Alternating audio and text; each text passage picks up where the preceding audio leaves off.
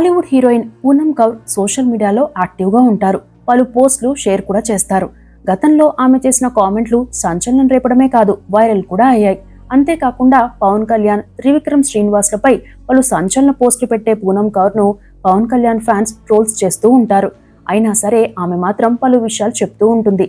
దీంతో చాలా మంది ఆమెకు నీకు జరిగిన అన్యాయం గురించి కంప్లైంట్ ఇవ్వాలి గాని మా హీరోను తిట్టొద్దని వార్నింగ్లు ఇచ్చిన సందర్భాలు ఉన్నాయి.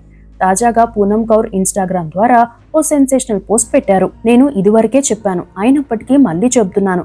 మెయిల్ ద్వారా కంప్లైంట్ చేశాను. ఝాన్సీ గారితో మాట్లాడాను. ఆ తర్వాత ఆమెను మళ్ళీ కలవలేకపోయాను.